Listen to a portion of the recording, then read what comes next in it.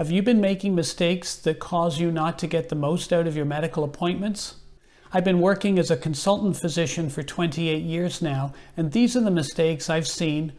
This video is about the top 3 common mistakes that people make that can cause them to get less out of their doctor's appointments. There are many other tips which I will touch on in other videos. The more that you're prepared for the visit, the more you will get out of it.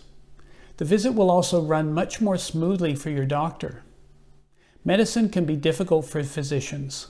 Remember, your doctor may be on call and inundated with hospital responsibilities, other office, or other medical responsibilities while you are there. The first important point is to know your medical history. It's a great idea to review your medical history before your appointment because physicians are obviously going to ask you questions about it. Often relevant details are not always recalled by patients. Patients often forget to tell me things during a visit. They may be nervous, or perhaps there's a lot of information to tell me, and they simply forget something. Being prepared is important. It's a good idea for you to have a document on your computer or phone that lists all of your medical history. Documenting this or writing this down on paper, it's very helpful.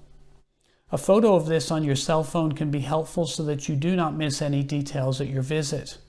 Your family physician or primary care provider may be able to give you a copy of your medical profile, which we often call the cumulative patient profile. It's a 1 or 2 page summary of your medical history. It's based on all the data that they've collected over the years on you. Some patients are referred to me without this profile. Those patients referred to me from emergency departments, for example, often do not include such information as your medications, your past medical history, or anything else that's relevant. Many patients who are referred to me think that I have access to all of their medical history, which is simply not the case. So ultimately, it can be worthwhile to create your own document, which would be a moving target you would update from time to time in terms of your medical history. This will become indispensable to you if you end up in the emergency department, especially if you're out of town or even out of country. After all, we all sometimes need to go to the ER. The triage nurse in the ER will ask you about your health and medications, not just the reason why you're there.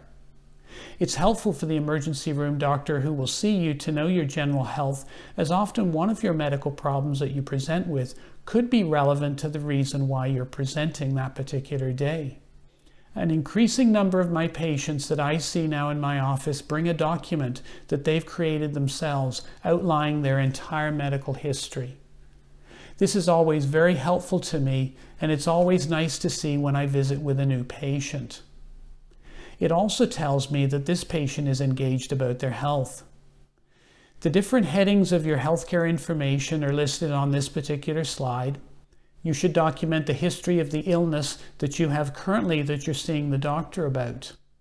You should do this part every time that you're going in to see the doctor about a new specific problem. If you have a specific concern, you should always lead off with that concern. It's never a good idea at the end of the visit to mention the chest pain that's been concerning you or the lump that you want to show your doctor. Remember to always lead off with the most important concern. The next thing you need to know is a list of medications. This is an important tip. When it comes to the medication list, it's important to write down the name of the medication, the amount that you take, and its frequency. Having a photo of the medication list on your cell phone or a small piece of paper with medication in your wallet can really help you. Many medical problems are side effects to drugs. Many drugs can work against each other. Your doctor needs to know what pills you're taking so that we can adjust them for you to optimize your health. I note that it's very difficult for people to remember the exact names and how to say the medication names, and of course the exact amount and the frequency, especially when you're not feeling well if you're in the emergency department. This, of course, is going to be one of the first questions that you're going to get asked, whether it be in the emergency room or in the doctor's office. Some of my patients write down the reason for each medication on their list as well to remind them of why they're taking each medication. I think that's quite helpful. I have written 2 examples on this particular slide on how to write your medications down, starting with the name of the medicine, the amount that you take, and how often you take that amount. Now, the example on the slide are aspirin 81 milligrams once a day and metoprolol 50 milligrams twice a day. The next tip on my list is note-taking.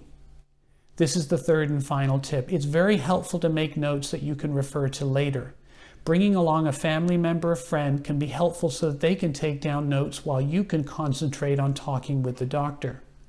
As I like to say, 2 heads are better than 1 when it comes to recalling everything that is said on a visit.